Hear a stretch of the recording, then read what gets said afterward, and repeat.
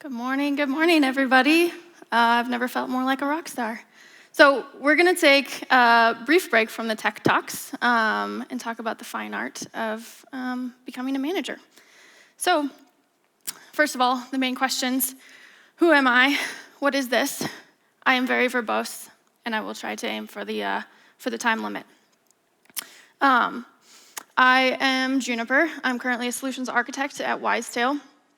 I've been in leadership positions, whether directly managing people or not, for a total of about 5 of the last 7 years of my career. And I've transitioned from an individual contributor to leadership and back several times. We'll get into that a little bit more. I think it's been a fantastic career so far. It's been a lot of fun. For my less work-oriented side, Montana born and raised, super thrilled to be here talking to all of these amazing technology partners and friends and people I've met over the years in Montana. Love personality tests, INTJ, let me know what you are. I am passionate about animals and I'm serious about the last point on that. Please post pictures of your pets in the Discord channel for me to enjoy afterwards. Why are we here? 2/3 of engineers surveyed in the Stack Overflow 2019 developer survey are either in management or are open to becoming managers. Only 5% of them were actually already managers, so that's a solid chunk of people who are interested or unopposed to becoming managers. And I don't see this discussed at conferences and a lot of discussions in the tech space around this. So I was really interested in covering that. This is kind of the talk that I wish that I had heard when I was starting out in my career. Sometimes it feels like the first rule of Management Club is that you don't talk about Management Club, and I want to get that out of the way. I think it's really important for people to go into this space and into this career knowing what they're getting into, what the pain points and what some of the really joyful moments are. So why talk about this at Big Sky DevCon? This is not unique to the tech or development space.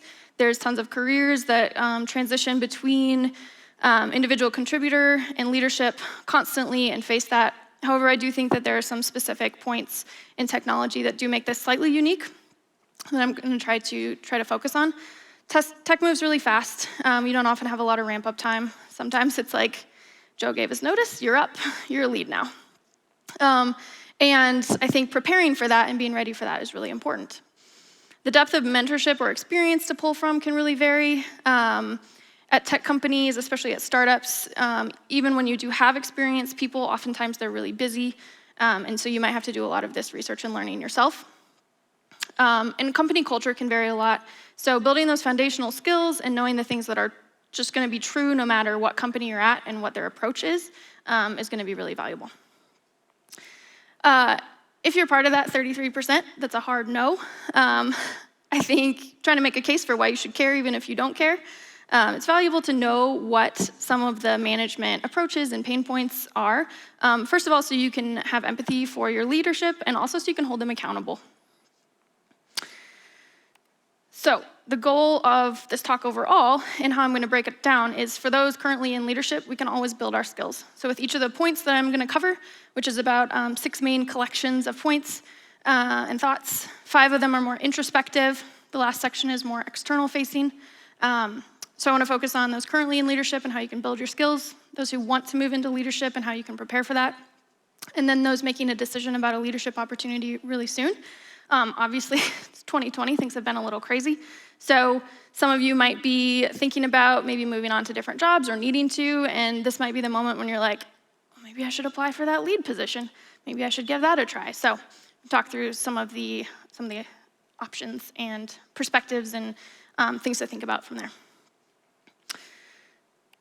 So, sections 1 through 5 are really focused on, or framed by this emotional intelligence concept from Daniel Goleman, which I found a really valuable way to think about how you can be introspective and approach the world around you. This quote, really deep: the first task in management has nothing to do with leading others, it's knowing and managing oneself. So these first sections are going to be broken up into discussions around self-awareness, self-regulation, motivation, empathy, and social skills. Self-awareness is knowing your own strengths, weaknesses, your drives and your values, and the impact that you have on others. This one is going to be a little bit of tough love, ask you some hard questions to think about where you're at internally. I love a good chart. So I do want to talk about, I use the word leadership and management a lot in this talk, and I think it's important to acknowledge that anyone can be a leader. Management is a very specific role that is sanctioned by your organization. It's a title, and it's formalized, but leadership, that's senior engineers, if you're a domain expert in your area, if you just have influence over others, if you're the person people always go to ask questions or get advice, mentoring others, sometimes it's just the person who has been there the longest. So acknowledge that there's that leadership bubble, which can encompass a lot of people, and you don't necessarily have to be in management. And then there's that overlap where you are a manager and you are not a leader, and that is a scary zone to be in. And so that's why one of the points that I want to call out is, if you're not currently a leader, or if you don't aspire to be a leader, please don't aspire to be a manager. It's not going to work out well for anybody, and you're probably going to be very unhappy. So leadership contains management. So these are triggers for me to tell you stories and talk about thoughts that I'm interested in around self-awareness. So just because you're good at doing something doesn't mean you're good at managing the process of doing that thing. I'm sure so many of us have at one time or another worked for an individual contributor that was fantastic at making widgets, and the boss was like, you are gonna now manage people who make widgets, and it doesn't go well because those skills aren't there. So being a great individual contributor does not always mean being a great manager. And in light of that, I think don't mistake competence or knowledge for leadership. Competence, fantastic. And knowledge is wonderful. Those do not make a leader, although leaders should have those. And I think this is one of the spaces where it's really valuable to be introspective. Knowing things and being good at your job, being competent and knowledgeable, doesn't make a leader. So how are you using those skills to support the larger team? That's what transitions that from just being internally oriented to externally oriented. As an individual contributor, you don't often see everything your manager does, the things that they struggle with, the external expectations. This is where I'd ask for a little bit of empathy for your leadership. And I think I've totally done this over the years with some of my own managers. As you see a specific issue or a struggle or something that needs to be fixed, and you're like, it's so obvious. Like, why aren't they doing this? And all of a sudden, you're in that position, and you're like, oh, it's because there's a lot of other variables to deal with. It's not necessarily as easy. And then, this is kind of where the tough love is. If you are gunning for an internal promotion, every workday is your interview. That's one of the biggest rules of interviewing that I've ever heard, is that you ask people about their prior performance and prior experiences because past performance indicates future performance. And if you're not acting as a leader and participating as a leader and having some of these traits, internally, no one's ever going to look at you and be like, I bet they could do that. They could just, I've never seen them do it before, but I bet they could do it in the future. So just acknowledge that if you're looking at growth internally within your company. So self-awareness at these different stages that I referenced earlier. If you're currently a manager, how do you approach challenges? Do you face them or dodge them? That's one indicator of leadership. Approaching them, not necessarily deflecting to other teams or trying to delay, but embracing that challenge. One question I would have for current managers is, are you still leaning on your individual contributor skills to carry your team? It is wonderful to have the skill set to be able to jump in and support your team when you're faced with a big challenge or a big task or a project that's maybe running behind. But if that's the only way that you can, complete projects or, get things delivered in a timely manner, that tells me that you're still leaning on the individual contributor skills, and maybe you haven't had the opportunity, but haven't been passing that on to your team so that they can support themselves that way. If you're interested in becoming a manager in the future, ask you that question, think back on the Venn diagram. Are you practicing leadership right now? How are you impacting your team? How are you having an impact on the space around you? And have a conversation with a mentor or senior team member about your strengths and weaknesses. This helps you be introspective. There's all things that we're really bad at being honest about our own skill sets. And so approaching somebody who you trust and asking that question is going to be really valuable. And then if you're making the decision about whether to become a leader or a manager, again, ask that question, are you currently behaving like a leader? Is that a skill set that you're going to carry over into this new role? And are your technical skills enough? You have the space to redirect your attention to building leadership skills. You know, technical skill set and a leadership skill set are very different, but you have to have both of them in order to effectively manage. And if you don't feel like you really know your domain really well, that you are intimately aware of all of the things in your application or your company's application that you would like to fix or could fix, I think it can be a really big distraction if you are trying to learn all of these new leadership skills, but you also still have some technical chops that you're trying to build up as well. You can totally do that simultaneously, it just gets harder. Next section is about self-regulation, which is really controlling or redirecting some of these disruptive impulses and moods. It's finding your zen. It's really important as a manager that you're the calmest person in the room. If you are naturally high stress or even have high empathy, which means you just tend to absorb other people's emotions, you need some tools to handle this. These can be things like, going for a walk or cuddling a dog, or things as much as getting therapy or doing some, some deep thinking. Realize that you set the highest standard for your team. And so if you're in a situation where stress is really hitting you hard and you're not handling it well, realize that your team, as a manager, your team absorbs that from you and reflects that.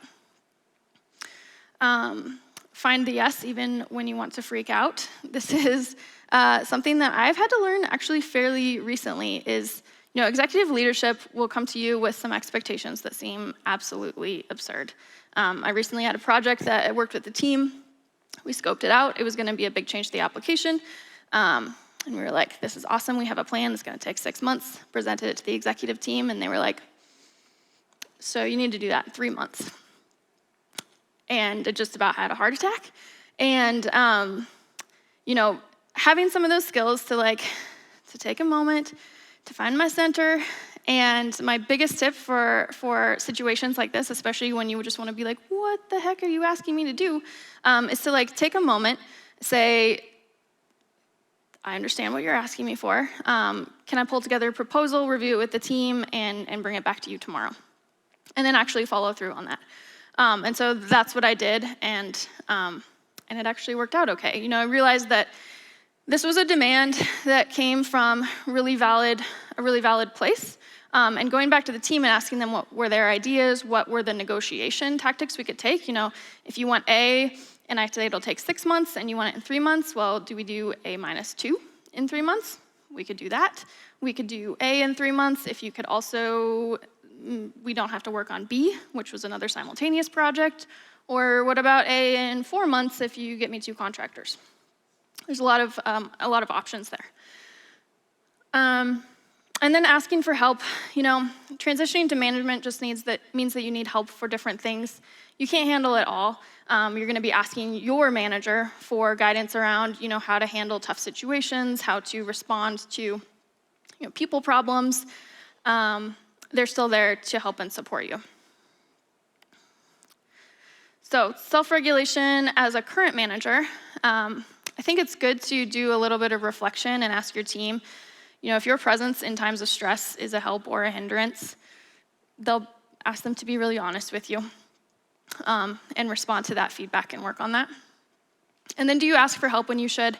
I think I've called this out twice because this is something I personally struggle with. You feel like you are in this position, you have people who rely on you, and you got to do it all yourself. That's just it's not sustainable. If you are interested in becoming a manager in the future, if you struggle with mood regulation or emotional regulation, start building that toolkit now. Figure out how to identify when you are starting to ramp up and the actual strategy you need to take to bring yourself down. Participating in problem-solving conversations, again, even if you're not a manager yet, it's incredibly powerful and it builds a great reputation for you in the company. If you are the person at meetings, when the executive team comes to you and asks you to cut a timeline in half, instead of saying like, oh my gosh, that's impossible, we're not gonna be able to do that, to focus on the ways that we can and the things that we need to ask for. And anybody at any level can participate in that conversation. And it'll really start to build that tool set and that skill set and that way about thinking about problems that'll be valuable in the future. And then making a decision. Are you ready to lead a team where no one exceeds your work ethic, timeliness, or focus? This is, you set the highest standard for your team. If all of a sudden a team was made out of clones of you who were 5 minutes later than you to every meeting and completed 5% fewer tickets, would that be okay? Are you okay with that level of quality, or do you need to up your own work ethic? And then really this is the same as the looking into the future. Do you have tools or strategies for emotional regulation? And are you aware of why that's important? Motivation. So identifying your motivation is really important. The things that motivate you to perform as an individual contributor might not even exist as a manager. And that's, I think, a big truth that I would have loved to hear early on in my career and be able to talk about with people I managed who moved into leadership positions. So I think there's a couple things that I found to be big motivators as an individual contributor that don't transfer over. So hero syndrome. It feels so good sometimes to have that crazy emergency that only you can solve. It literally, it does not feel good if it happens 5 days a week at 3 in the morning. Production's on fire and you're the only one who can fix it. But, having that happen maybe once a week and feeling the team rely on you and feeling like you can swoop in and save the day, that's actually can become really addictive. And so don't give into that. Focus on creating systems and processes that benefit from your involvement, but don't rely on your presence. Boring is really good. Acknowledge that as a manager, you won't have the same opportunities for in-depth technical learning and exploration. You will still be able to learn for sure. A majority of your time is going to be spent learning different things than you did before. And so if one of the things that draws you to engineering is that opportunity to learn the new language of the week every week, or jump in and explore some new frameworks really regularly, acknowledge that is not going to be as big a part of your life as it was before. And you'll produce less quantifiable work. As an individual contributor, if you take great joy from chugging through a list of tickets and just marking those off and getting them done and maybe setting a new record each week, not everybody's really that extreme, but it's going to be a lot different. You'll look up and suddenly realize that you spent 5 hours in meetings that day, and it feels like you did nothing, but you had some really good conversations, and how do you even quantify that? So acknowledge that that's a possibility there. This is a really, I thought, insightful graph about, life as an individual contributor is a series of these projects where you start at 0, you work your way up, you gain more understanding, you build something, you start to have a higher feeling of accomplishment, and then drops back down to 0 for the next project. But it's a little bit easy to track against. Life as an engineering manager, it doesn't necessarily track against that. Your team can be nailing it and right at the peak of producing a fantastic product on time, and you're the one having that meeting asking to cut some timelines in half for the next project, and so it just doesn't match up. And then as far as becoming a manager, I talk about you're not going to have as much opportunity to explore things like new frameworks and new languages necessarily. This really does depend on the company that you work for, but you will obviously keep learning, and these are some of the technical skills that you'll be learning as a manager. My favorite one on here is unlicensed therapist. That's what one-on-ones sometimes are. This list can either be really exciting or really scary. If you're someone who loves learning new things, this is fantastic. It's a whole new list of things to add to your repertoire, to your skill set. If none of these things are interesting to you, then that might be a little bit scary. So identifying and working with your motivation at all stages. So if you're currently a lead, are there ways for you to redefine your day-to-day work to make it feel more quantifiable if that's something that actually motivates you? I love a good checklist. That really helps me feel like I'm getting things done and accomplishing things, even if I'm not like moving tickets in Jira. And I do think it's really important to carve out that non-negotiable time to develop and maintain your technical skill set. This is something, if you are thinking about a technical role or a management role or have been approached to take one on and they haven't talked to you about what time you'll have to continue to work and build that technical skill set. Because the worst thing you want to do is transition completely and fall behind as technology changes so quickly. So make sure that exists, make it for yourself. Looking at becoming a manager, think about, are you okay with a more nebulous day-to-day that's a little bit less structured? And start practicing some of those management technical skill set items. Everything from, spreadsheets, just for fun. I love spreadsheets, it's really weird. Or, creating PowerPoint presentations, participating in conferences, doing a meetup. Those are all things that let you start practicing that skill set.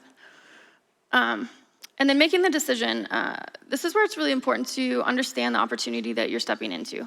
Is this a role with clearly defined expectations or deliverables, or is this a little bit more fuzzy and you need to define those? Either one's fine, but knowing what you're stepping into is really important. And then the same as that future one, where are you at with that technical skill set list? What do you need to work on first? What's the thing that's going to be the biggest bang for your buck the moment you step into this? Empathy. This is probably my favorite section. It's understanding other people's, emotional makeup and what makes them feel important.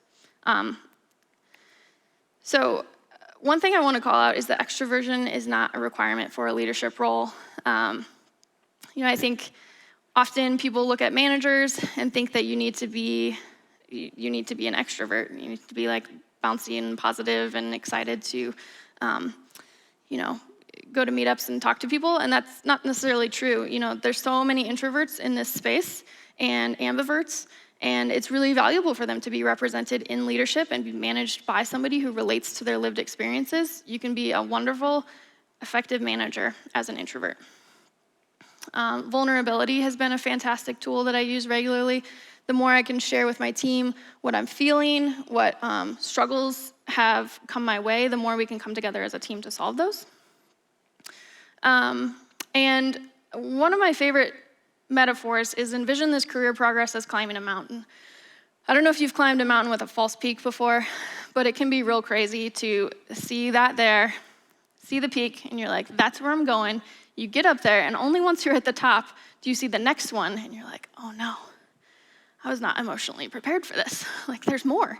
And that's what a career path at any role and any career path is a series of mountain peaks where you don't even see the next one. You don't know what it is until you climb to the top of the one in front of it. And so this is a great way to think about your own career progress, and it can give you a lot of empathy as you think about the individual contributors that you're managing as well. And deeply care about people. One of my favorite strategies, I'm not totally crazy. People do still annoy me, and that is totally fine. But if you can start reframing frustrations with people as interesting quirks and in your own mind and explore why that person might behave that way, oftentimes it can give you a new perspective to think about that and approach them and talk about it. And it makes it less frustrating day to day. Talk about feedback a little bit. Empathetic feedback is really important. I think that's the approach that you should take when giving somebody feedback, is being as empathetic as possible. Giving feedback is really tough, and receiving feedback is tough. There are so many articles and talks about feedback and valuable things you can learn. I truly think that though you can build your skills, it doesn't necessarily ever make it any easier. And it's psychologically tough to receive feedback about something even when you know it's coming. I always think about, in Family Guy, when Stewie can't say Cool Whip properly, he says Cool Whip. And the dog, Brian, is trying to get him to say it right, and he goes, cool. And Stewie says, cool. Whip, whip. Say cool whip, cool whip. Like he he can't put the two together, and I've had this in feedback with people before. It's like, hey, you are not following through on commitments you've made. Yep, I see that. And, I haven't seen you participate in some of these meetings. You haven't even shown up to them. Yep. And because of that, we're not going to be able to, move forward with that promotion you were interested in. And they're like, what? You're like, I just walked you through this math problem. But even if you know it's true, it's really hard to receive that, even when you know it's coming. So approaching that with empathy and realizing that people are going to react like people react is going to, I think, make that process easier for everybody involved. And that second section, you don't change the end result if you don't give feedback. In that previous example, if I had never talked to that person about the behavior that was leading to them not getting that promotion, they would still have not gotten that promotion. They just wouldn't know why. And so I think it's really important to acknowledge that feedback is for the benefit of another person, and you want to give them all the opportunities possible to fix their behavior or redirect. Nothing should ever be a surprise. No one should be held to a standard that they don't know about.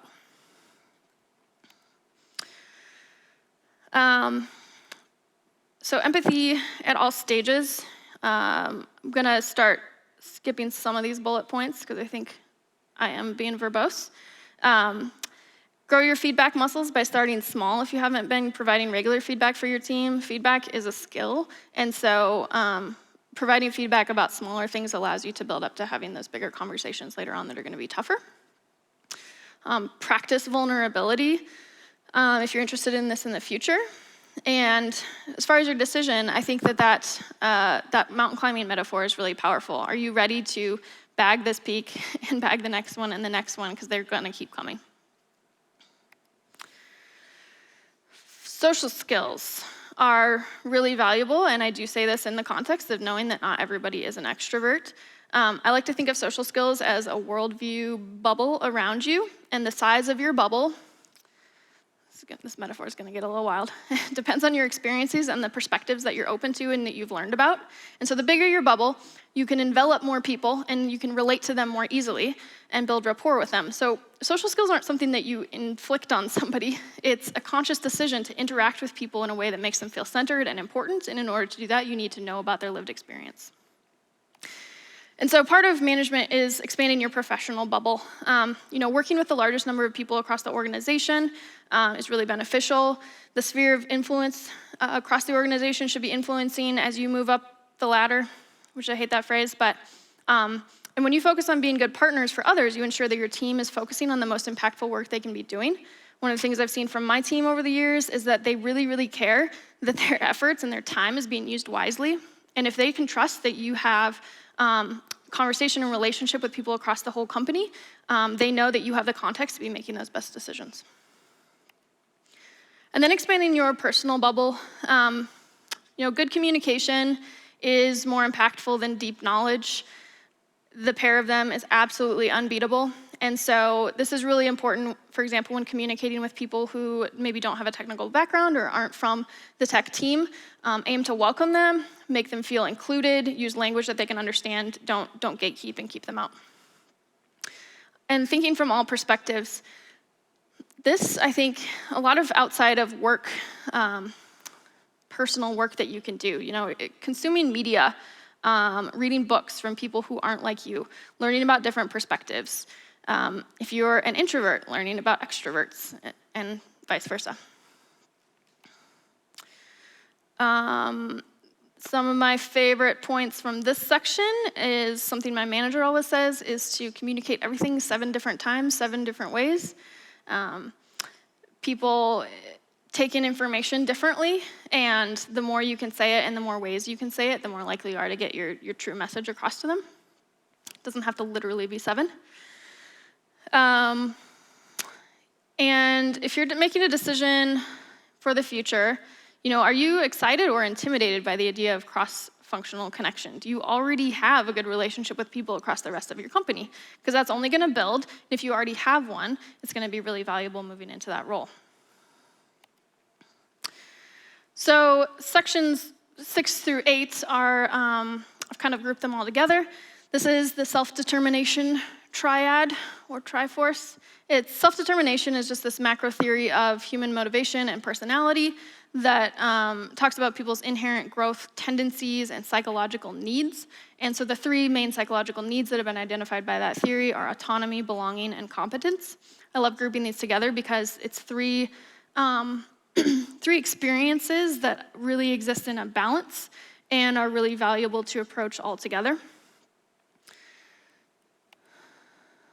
So autonomy is the ability to determine how to achieve an outcome on your own. It's the opposite of micromanagement. Belonging is feeling like you are part of a group that is all working together towards the same goal. And then competence is having the skills to do the job that's been asked of you. I've heard management described before as adult babysitting, which I think is just the most infantilizing descriptor ever. It builds a huge rift between individual contributors and leads, and approaching the management of your team with this holistic view of autonomy, belonging, and competence, and creating that space for your team takes away that rift and allows you to facilitate people's growth, not like manhandle them in the direction you want them to go. So, thoughts about this one. If you want to facilitate autonomy, which can be a really scary thing, especially when you're presenting this to executive leadership, and they're like, how will people know what to do if you just let them do the things that they want to do? Well, you don't just do that. You have clear goals. You set transparent measurements that they can see about how far are we headed in the right direction? Are we getting to that goal? Are we doing the right things? And then you let people make the best decisions to keep moving in that direction. You hold them accountable if they're not. And so, learning from failures instead of blaming people, I think you can hold people accountable without blaming people. And I do think it's important to have those conversations. This thing happened, you did it, and the difference between blame and accountability is the sentence that comes after that. It's like, if it's blame, it's like, you fix it, this is your problem, why did you screw up again? And accountability, however, is going to say, let's talk about why this happened. What guardrails can we put up so that this doesn't happen again? I also think, part of this autonomy, belonging, and competence triad is consensus is fantastic, but you don't necessarily have to wait for it. One of my favorite phrases, I think it was from Jeff Bezos, is the concept of disagree and commit. So ask your team to, when we're talking about how to approach something or the problem that we need to solve, this is what I think we would need to do. Ask for feedback from your team. Ask for air their disagreements. But if it comes down to the fact that we just need to make a decision and we are not going to find consensus, ask your team to be able to disagree with you, but still commit to moving forward with that. Not aim to undermine that effort. And obviously Jeff Bezos says that far better than I do. I'll try to post a link to an article about that afterwards. Framing feedback around above and below the line behaviors. I will pull up that slide next. That's been a really valuable tool for feedback for me. I think I said this before, don't hold people to a standard that they don't know about. Clear communication is really key for feedback and creating this space where people can exist autonomously, feel like they have belonging, and know whether they are doing the right things. That's what competence is understanding if your skill set matches the task at hand and how to make adjustments in order to move that direction. And don't overprotect your people. It's the most morbid phrase ever, but there's always this concept of if you got hit by a bus tomorrow and you didn't die and you were just out of work for a couple months, would your team be able to hold things together in your absence, or would they be completely lost? And I think overprotection is the difference between that. The role of a manager is to break down barriers and allow people the smart, amazing people that have been hired to do their best work, but not necessarily to protect them from things that they should be able to handle on their own. So putting in processes in place, setting up opportunities for your team to interface with other people. Again, that idea, if you weren't there, things should at least be able to continue to move forward. Might not be optimal, but it shouldn't grind to a complete halt. This is the above and below the line tool that I've used for feedback before. The thing I love about this is talking about thinking and behaviors, not, the core of who a person is. So it's focusing on like, you're not a bad person, but you did this thing that is below the line. And how can we change that behavior or how you thought about that problem to bring it above the line? And I have a link to this that I'll also share afterwards. So this is great, and this also takes away some of that stress from feedback because you can literally point to this, you can share this with the whole team, you can have conversations about it, and you know that everyone's being held to the same standard. And you can also add items to it specific to situations that you're dealing with. So at these different stages, creating autonomy, belonging, and competence for people, if you're currently lead, does your team always know what you expect of them? I also think the disagree and commit concept is really powerful. I really hate this concept, but if you had to lay one team member off tomorrow, if executive leadership team said one person's going, who is it? Who would it be, and do they know why? Like, if you had to make a choice about somebody, have you actually had the conversation with them to say, there's a thing about your behavior that you need to fix? And if you haven't, that's, I hate that concept, but it's a really powerful way to think about that. Again, people should not be held to a standard that they don't know about. If you are interested in becoming a lead, reflect on the times, especially for belonging, that you felt like you belonged to a group when you gelled and you were really cohesive, everything was working together, it felt good. A lot of times that happens because of people's behaviors. You can have some really terrible processes. You can be working on a project that nobody's really passionate about, but you can still feel a sense of belonging with the people in that group. So focusing on, what are the human behaviors that make someone feel like they belong and they're part of that group.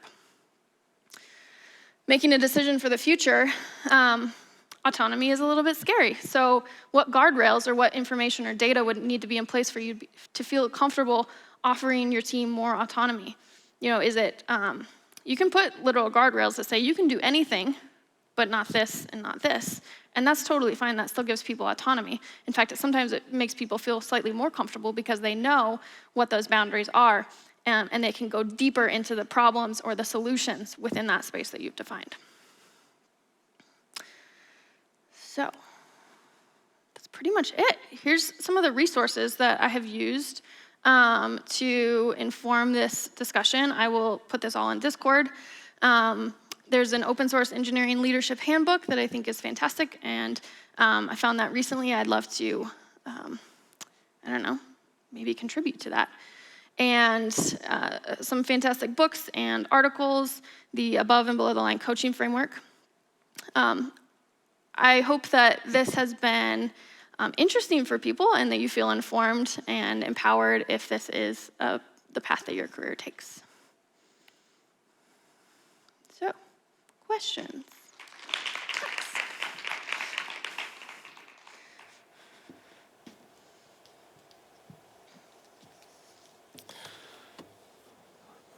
Just so you know, you have a lot of catching up to do on pet photos. Yes. So my first question was, should you become a manager just to impress your friends? Oh. Kind of depends on if your friends would be impressed by that. I think one of the reasons that I'm interested in this discussion is that I think that there are a solid chunk of engineers who are like, never, that's never for me, and it's stupid to become a manager.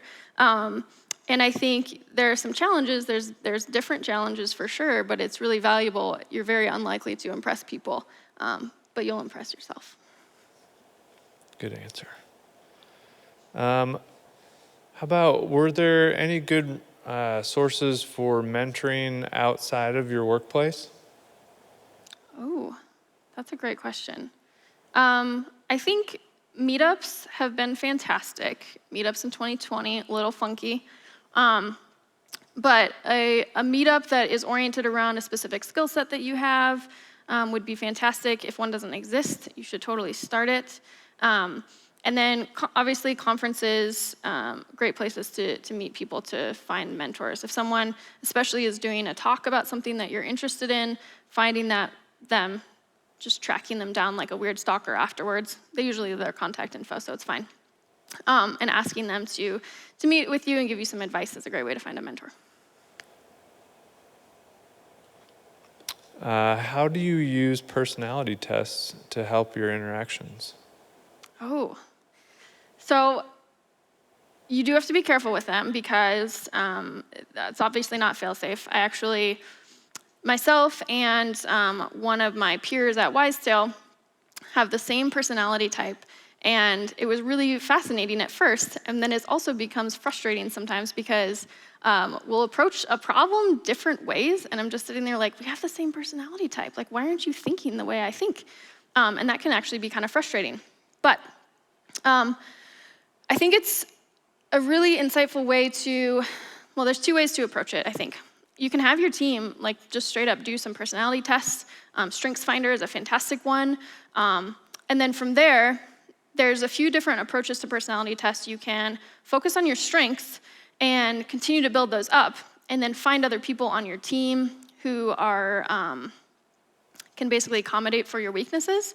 And then another way to approach personality tests is to identify what your weaknesses are so that you can build them up. So it's kind of, do you want to be, you know, a specialist in one specific area and have a great team to support you, or do you want to be a little bit of a, you know, I don't want to say jack of all trades, master of none, but do you want to try to become a more well-rounded person yourself?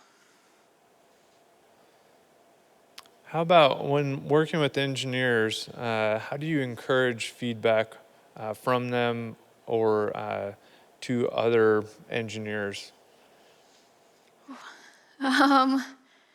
So one of the things, so if I'm leading somebody and I want feedback from them about how I'm doing, I think that there's a couple ways, things that I've done. The more vulnerable I am, the more I share my own, where I'm at, what I'm feeling, what I'm thinking, even like how I feel about them, the things that I appreciate about them, and the things that they need to work on, that does start to be reciprocated. Not with everybody, for sure. Our company uses a tool called Office Vibe, which can also be helpful. So that's sort of an anonymous feedback tool that sends out a survey every week. That's been helpful at times. And then the other thing that I think is fantastic is skip level one-on-ones. So I do try to, in the past, I have scheduled one-on-ones with the people that my leads manage. And so that allows me to get feedback direct from the source about how their lead is doing.